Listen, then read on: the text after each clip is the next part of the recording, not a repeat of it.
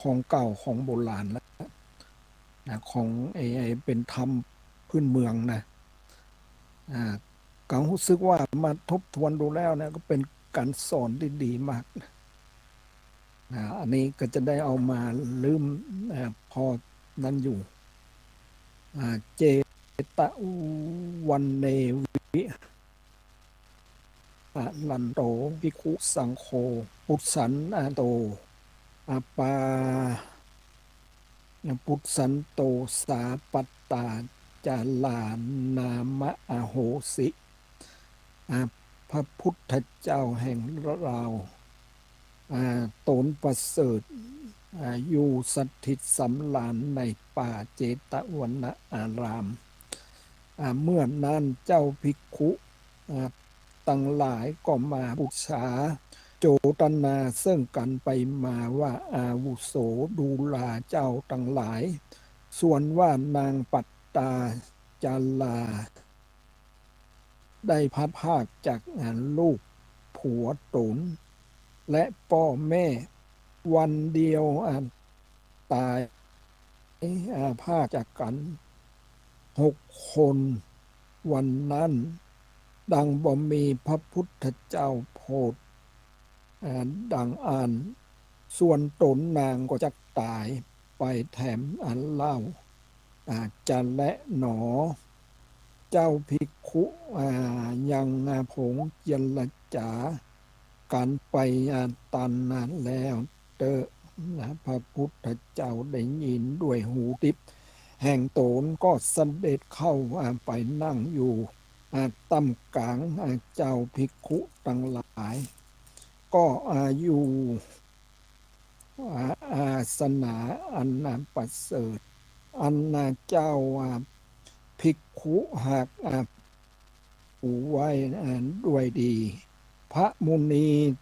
ตนแก้วรู้แล้วจึงแซงถาม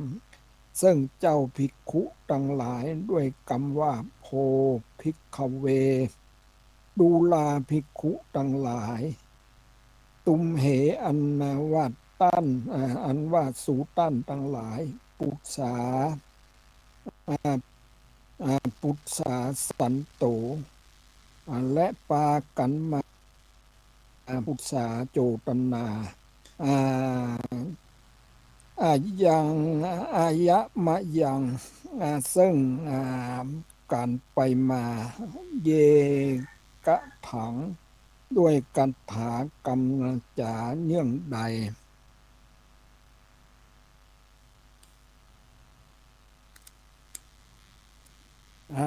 และ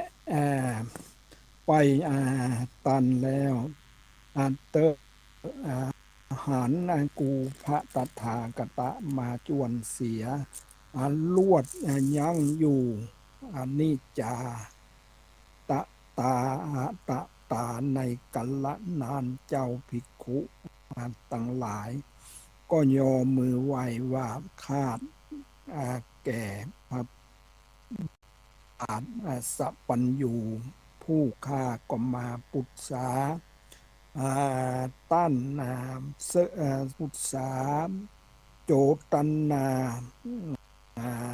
ซึ่งกันไปมา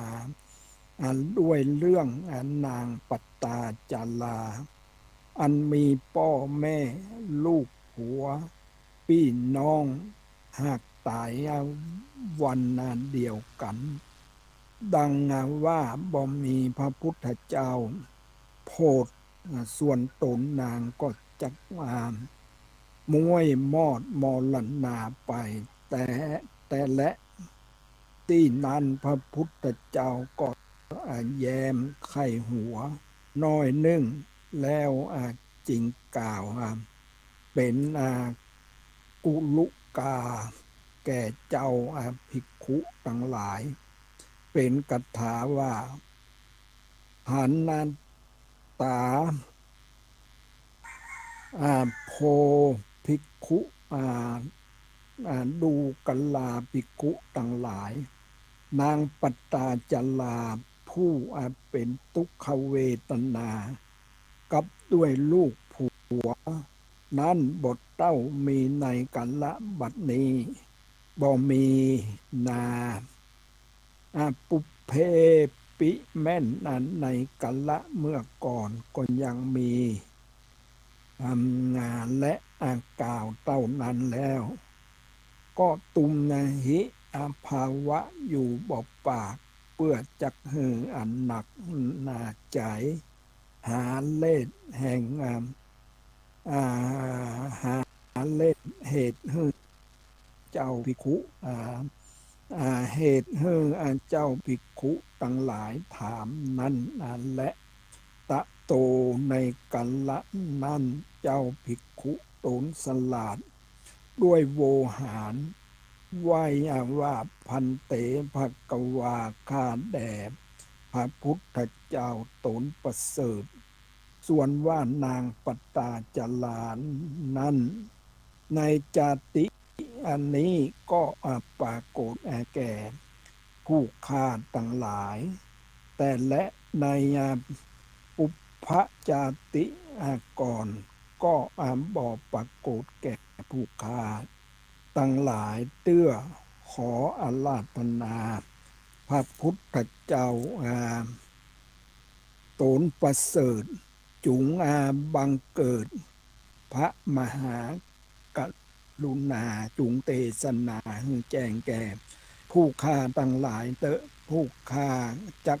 ขอฟังบัดนี้และตะอัตตาในกัลละนั้นพระกวาอันว่าพระพุทธเจ้าจึงเตศนาเป็นกัถาว่าโพภิกขเวอุเพจิละปะหุปัตตาจัลลาจาโตอุอันตะปฏิสุนัขขีเตนาลิยังมีเตนาลิยังดังนี้เป็นต้นและภิกขเวดุลาภิกจุงจากฟังยังนิยายอันวิเศษด้วยดังกูพระตถาคตเทศนาให้แจ้งแก่สูตันตั้งหลายนิเตะดูลาภิกขุตั้งหลายในกัลละเมื่อก่อนวันนั้นยังมีเมืองอันหนึ่งชื่อว่าพลาณสีก็มีและพญาตุนเสวยเมืองนั้นชื่อว่าบรมโค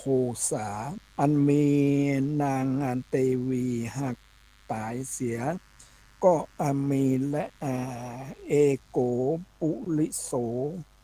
ยังมีจายพุ่นหนึ่งมันก็ไปฟันไล่อยู่วันออกเวียงตีนนั้นใกล้นักตีนนั้น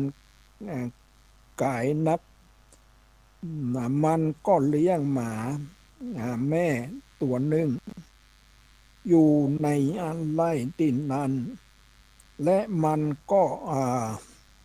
ยังหมาตัวนั้นมากนักมันก็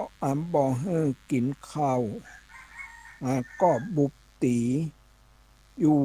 ตั้งวันบอกขาดกันว่าค่ำมาแล้วมันก็ปดคันใดเสียให้หมาตัวนั้นอยู่ไปลุ่มมันมักใครเสือแผ่วเอาไปกินเสียนั่นแหละอัปปละภาเกโส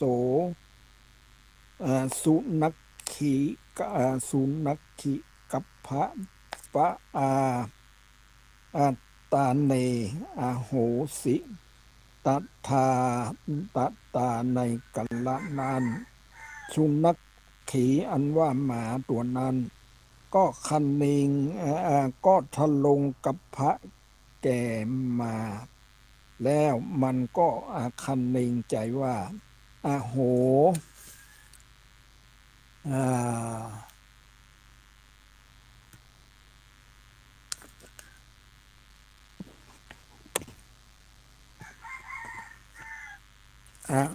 โห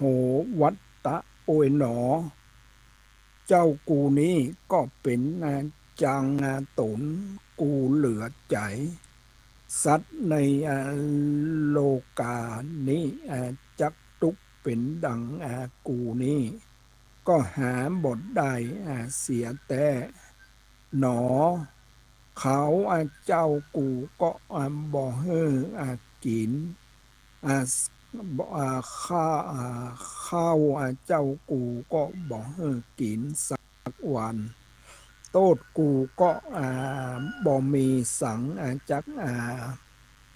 บ่มีสังสักสิ่งเต้าว่ามาบุกตีกูอยู่ใจบอกขาดสักวันบัดนี้กับพระกูก็แก่มาแล้วดังว่ากูประสูติลูกกูในไร่นี้เจ้ากูก็เตี้ยงว่าจะฆ่าลูกกูเสียจะและมากูจักไปหาตีอันกวนประสูติลูกกูเตอะกันว่าหมาตัวนั้นคันเองใจดังนี้แล้วก็หนีออกไล่ไปไก่นักก็ไปหารดอยตีหนึ่งมีผาสามก้อนมาประชุมกันมีเงิมอันดีหมาตัวนั้นก็เลงเรียบเลงดูก็หันว่าดีแล้วก็เข้าไปประสูติลูกตีนั้นก็มีและตะมัดทางประกาศสินโตสัทธาหะสัปปันนายูเฮือโลกสัปปันนายูลีสัปปันยูลีโลกสัพพสัตตาสัพพสัตทั้งหลายจักเตศนาอย่างอัฏฐบาลีบทหลังนั่นมาเฮือแจ้งจริงเตจริงแสงจริงแสงเตศนาสัมพุทธกัถาสุนัขขีนิคะมะนางวะกับเพนะตวานาลิยังปังติเสลังดังนี้ภิกขเวดูลาภิกขุทั้งหลายในกัลละเมื่อหมาตัวนั้นประสูติก็บังเกิดได้ลูกเป็นโคนสองโคนเป็นผู้หญิงตั้งสองหันและสาสุนัขขีอันว่าหมาตัวนั้นก็หันยังลูกเกิดมาเป็นโคนดังอ่านภาษาจิอันโตก็มีใจจมจื้นยินดีมันก็ไปแสวงหาลูกไม้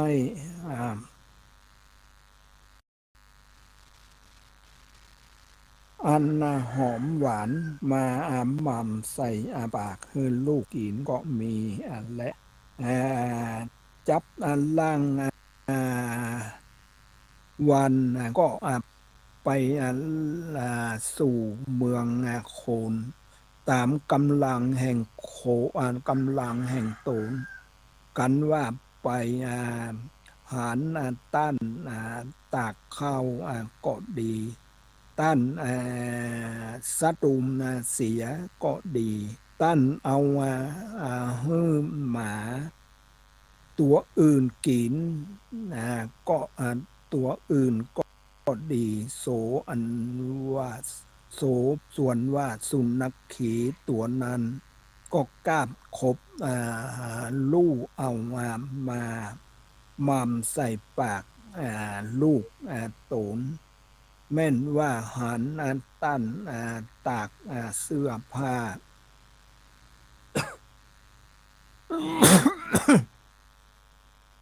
ไว้ก่อนลักเอามาปกโหมเธอลูกตูนก็มีและโสส่วนอันว่าหมาตัวนั้นก็รักษาลูกตูนจุวันจุคืนใจตลาบต่อเต่าอายุแห่งนางตั้งสองได้15 ปีก็มีและกันว่าหมาตัวนั้นไปหากินอาหารในป่าไปพบใส่ขี้เพิงขี้หญ้าเขากวางนอนแรดงาจ้างก็ดีก็กาบเอามาไว้เฮือลูกแห่งตูนก็มีและโสส่วนอันว่านางตั้ง2 คนนางตั้ง2กันว่าใหญ่มาแล้วก็รู้ภาษาแห่งคนอันห่มผ้าตุ้มผ้านุ่งผ้าเป็นดังภาษาคนมาแล้วก็ปากันเอางาจ้างเข้าเขากวางหนอแรดขี้เพิงขี้หญ้าเข้าไปสู่บ้านสู่เมืองก็ขอแลกเอาเสื้อสาดหมอนสลีนอนผ้ากังสุดสาดสัปปะว่าเครื่องครัวนอนของกินบัวละโภคตั้งมวลก็เอามาไว้ที่อยู่แห่งตูนบอกคณะนาสังขยาได้และเขาแม่ลูกก็ปากันแปลงตุบที่อยู่แปลงตุบอยู่ที่ดินโดยที่นั้นตามสุขแห่งโดนก็มีและตาตุมหาแต่และตะมัดทางประกาศเซนโตปะติโลกาสากะละจาดกะละจาดลาจาจักเตสนาบุพชาติไปหลังบาลีแจ้งจริงแซงเตสนาเป็นอภิสัมพุทธกถาว่าเตวนาลีติสวาเนนะเมลันโยปัลปัลลัมโคสาดังนี้ภิกขเวดูลาภิกขุทั้งหลายตะตาในกัลละนานยังมีพานนามเนื้อผู้นึ่งมันก็จะเดินแอวป่าเพื่อแสวงหาเนื้อในป่าก็ไปก็มาลอดมาถึงโดยที่นั่นหมาอยู่ตินโดยที่หมาอยู่ก็มาหันใส่นางทั้งสองมันก็ลืมสติโสมเสียมือ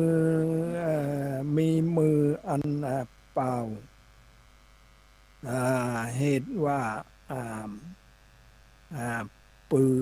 เหตุว่าปืนหลุดออกจากมือไปลวดลืมสติก็ลืมตี้เสียบอลลูหนใต้หนเหนือเหตุว่าได้หันนางตั้ง2 พี่น้องงามเหลือตา พานลืมสติสมเสียเพื่ออันและกันนะว่ามันตั้งสติได้แล้วก็คันนิงใจว่าวันพุกไปลอดบ้านแล้วกวนกูจะไปไหว้สาพญาเจ้าเมืองมาเอานางตั้งสองนี้ไปเป็นเตวีดีแต่และกันว่าคันนิงใจดังนี้แล้วก็กดหมายไว้แล้วหนีไปด้วยลำดับข่าวต่างก็ไปถึงบ้านแห่งโตนแล้วก็ฟู่จากับด้วยลูกเมียแห่งโตนว่ากูปี้ไปหันนางตั้งสองพี่น้องยังกลางป่าที่นั้นงามเป็นดังเทวดาอันอยู่จันฟ้าปุ้นและว่าอันวันผู้ปี้จักไปไหวสาพญาเจ้าเอามาเป็นเตวี เสียก่อนและนาสาอละติยาในคืนนั้นโสจาลาอันว่าพญาเจ้าเมืองก็หานิมิตทัฝันว่ายังมีชายผู้หนึ่งก็นำเอาแหวนคำสองกวงมาถวายพญาก่อนรับมาพอดูก็เป็นแก้วแต่ธรรมชาติเป็นแก้วแต่ธรรมดาแก้วลูกนั้นเป็นแก้ววิเศษมีก้าแควนแปลงบ่จัดบ่แหงสักแห่งตามปิมมาแปลงธรรมดาในแก้วลูกนั้นมีวันนะบ่ส่องแจ้งไปไกลซ้ำแตกซ่านในบอดสายส่องแจ้งพญาจึงเอาแก้วอันดีมาสุกนิ้วกุลีก่อนแก้วลูกนี้นาชื่อนาซ้ำแคว้นงามยิ่งกว่าแก้วเก้าอันนามว่าแก้วแหวนกวงนึ่งนั้นเล่าบอดดีกันพญาเอามาสุบนิ้วกุลีก็ลวหลุดปัสจากลงไปลุ่มปัทวีลวดสลอดลอดเข้าดินไป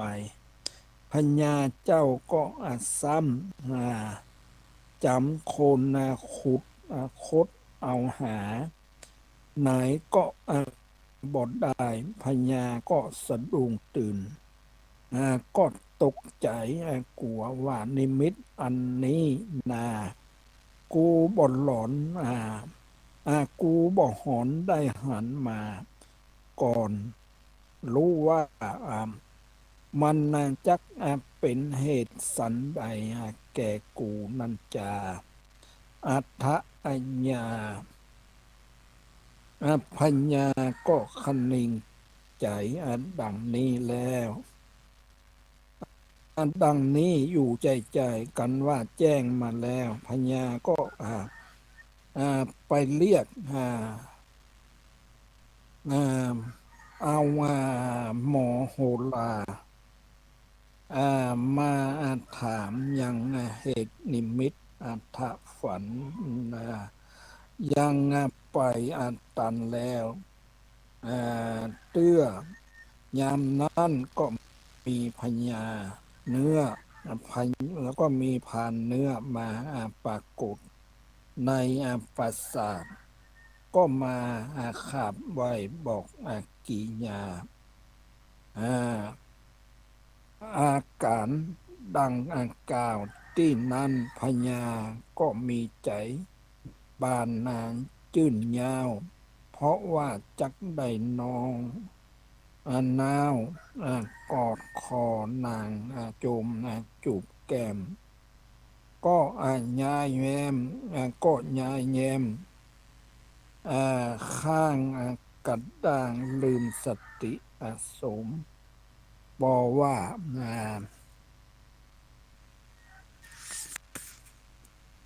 เป็นดังโคนบ้า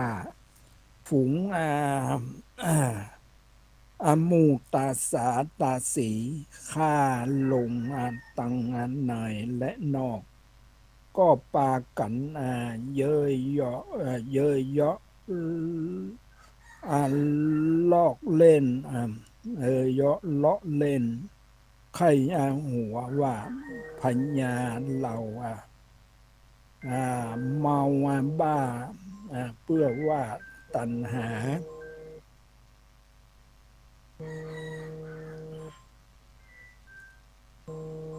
อ่า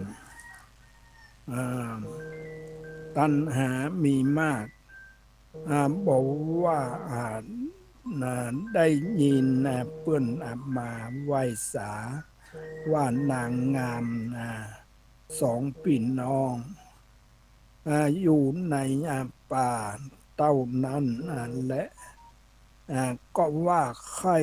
ได้กันว่าได้หันรูปหนอไทยนางงามสักปันใดก็เหลือกว่านี้ก่อนและเมื่อนั้นคนทั้งหลาย ก็จริงปากันไข้หัวพญาจนน้ำตาปอยา